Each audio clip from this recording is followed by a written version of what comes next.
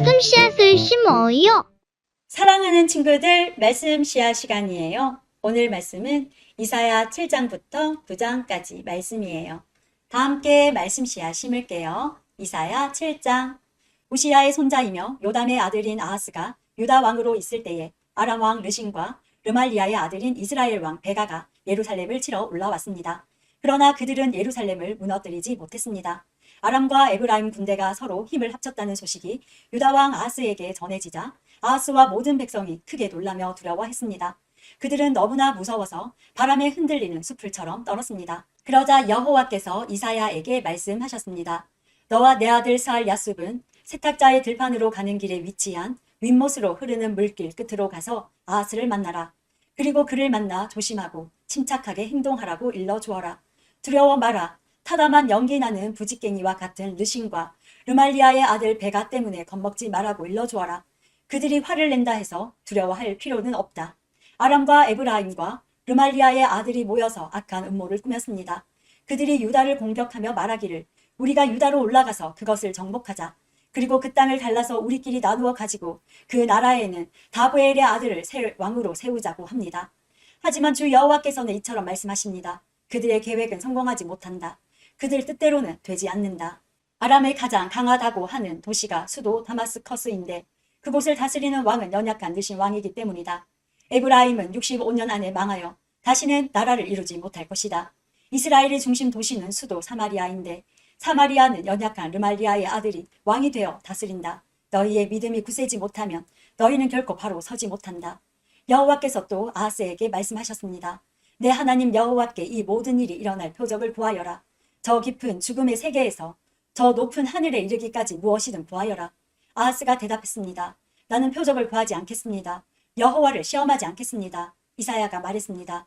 다윗의 자손 아하스여 잘 들으십시오. 왕은 백성의 참을성을 시험하는 것으로도 부족해서 이제는 하나님의 인내심까지 시험하십니까?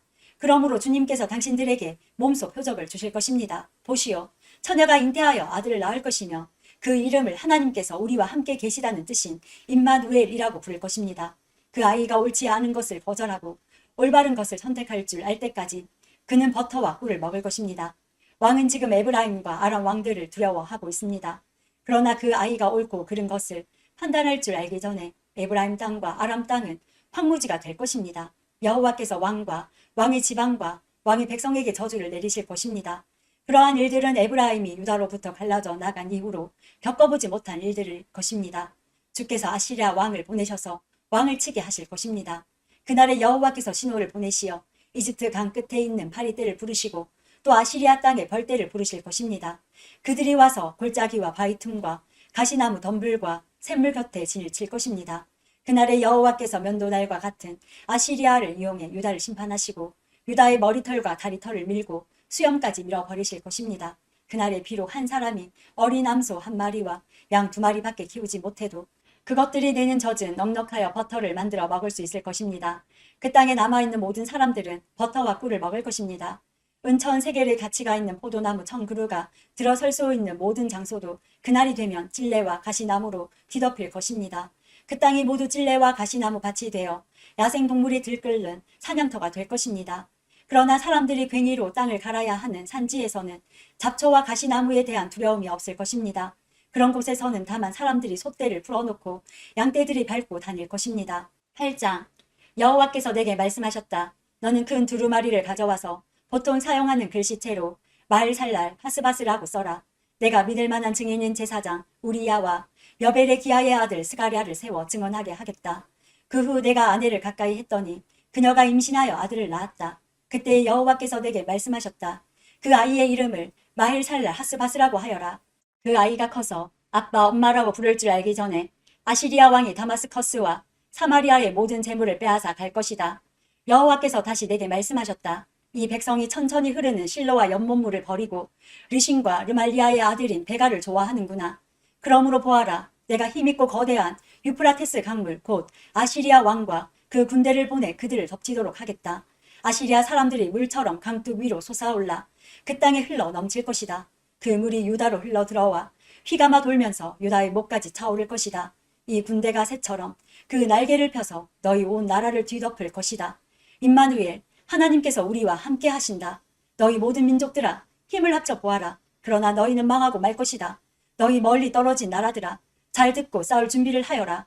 너희는 망할 것이다. 싸울 준비를 한다 해도 너희는 망할 것이다. 너희는 전략을 세워보아라. 그러나 실패할 것이다. 계획을 말해보아라. 그러나 이루어지지 않을 것이다. 왜냐하면 하나님께서 우리와 함께 계시기 때문이다. 여호와께서 내 손을 굳게 잡으시고 이렇게 말씀하셨다. 너희는 이 백성의 길을 따라가지 마라. 너희는 이 백성이 말하는 반역에 끼어들지 마라. 그들이 두려워하는 것을 두려워하지 말고 무서워하지도 마라.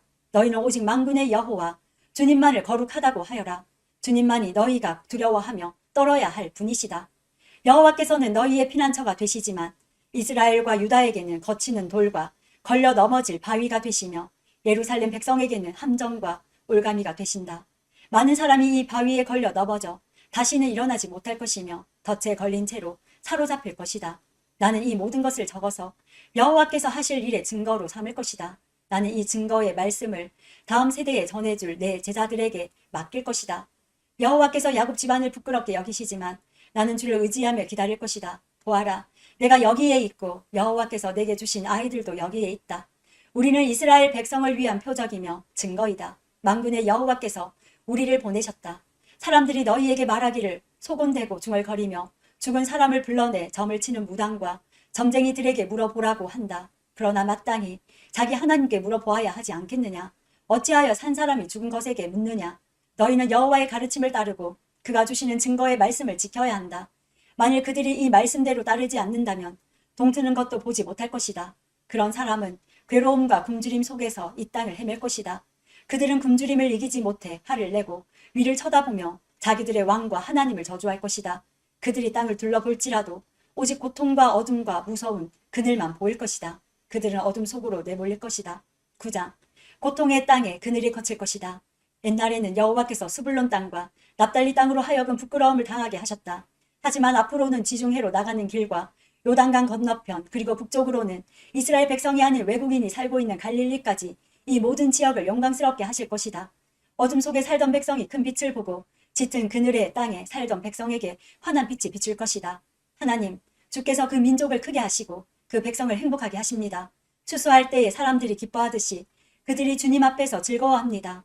전쟁에서 빼앗은 물건을 나누는 백성처럼 기뻐합니다. 주께서 미디안을 물리치시던 때처럼 그들이 진 무거운 멍에를 내려주시고 그들의 어깨를 짓누르던 무거운 막대기를 벗겨주시며 주의 백성을 치던 몽둥이를 없애주실 것이다.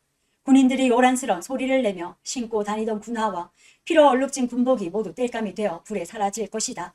왜냐하면 우리에게 한 아기가 태어날 것이기 때문이다. 하나님께서 우리에게 아들을 주실 것이다. 그의 어깨 위에 왕권이 주어질 것이다. 그의 이름은 기묘자, 모사, 전능하신 하나님, 영원히 살아계신 아버지, 평화의 왕이시다. 그의 왕권은 점점 커지겠고 평화가 그의 나라에서 영원히 이어진다. 그가 다윗의 보좌와 다윗의 나라에서 다스릴 것이다. 그가 정의와 공평으로 이제부터 영원토록 그 나라를 견고하게 세울 것이다. 만군의 여호와께서 이 일을 이루실 것이다. 왜냐하면 주께서 자기 백성을 뜨겁게 사랑하시기 때문이다. 주께서 야곱 백성에게 말씀하시니 그것이 이스라엘 위에 그대로 이루어졌다. 에브라임의 모든 백성과 사마리아의 주민들까지도 주께서 그들을 심판하신다는 것을 알 수 있을 것이다. 그런데도 교만하고 잘난 체 하는 그들은 말하기를 벽돌이 무너지면 다음은 돌로 다시 쌓고 무화과 나무가 찍히면 그 자리에 백향목을 심겠다고 한다. 이 때문에 여호와께서 그들을 치시려고 르신의 원수를 강하게 하셨고 그들을 칠 원수를 움직이셨다. 아람 사람들은 동쪽에서 오고 블레셋 사람들은 서쪽에서 와서 입을 크게 벌려 이스라엘을 삼켰다. 그런데도 여호와께서는 진노를 풀지 않으시고 여전히 손을 들어 백성을 치려 하신다. 그런데도 이 백성은 그들을 치신 분에게 돌아오지 않고 만군의 여호와를 찾지 않는다. 그러므로 여호와께서 이스라엘의 머리와 꼬리를 자르시고 정려 가지와 갈대를 한날에 찍어 버리실 것이다. 장로와 귀족들이 곧 머리이고 거짓말을 하는 예언자들이 곧 꼬리이다. 이 백성을 인도하는 사람들이 도리어 잘못된 길로 가니 그들을 따르는 백성은 망하게 된다. 그러므로 주께서 그들의 젊은이들을 기뻐하지 않으시며 그들 가운데 고아와 과부도 불쌍히 여기지 않으신다. 왜냐하면 그들 모두가 하나님을 떠나 악한 짓을 하고 어리석은 말을 하기 때문이다. 이 모든 일이 일어난 후에도 여호와께서 진노를 풀지 않으시고 여호와의 손을 들어 백성을 치려 하신다. 악은 불과 같이 타오른다. 그 불은 처음에는 잡초와 가시를 태우다가 끝내는 숲의 나무들을 태운다. 그것들이 연기 기둥이 되어 하늘로 올라간다. 만군의 여호와께서 진노하셨으니 땅이 불에 타버릴 것이다. 모든 백성은 마치 그 불에 타는 땔감과 같이 될 것이며 아무도 자기 형제를 가련하게 여기지 않을 것이다. 오른손으로 움켜 쥐어도 굶주릴 것이고 왼손으로 먹어도 배부르지 않을 것이며 마침내 그들이 자기 자식까지도 잡아먹을 것이다. 므낫세는 에브라임을 공격하고 에브라임은 므낫세를 공격하며 또 그들 둘이 힘을 합하여 유다를 칠 것이다. 이 모든 일이 일어난 후에도 여호와께서 진노를 풀지 않으시고 여전히 손을 들어 백성을 치려 하신다. 오늘도 말씀 씨앗 모두 잘 심었어요. 우리 내일 또 만나요.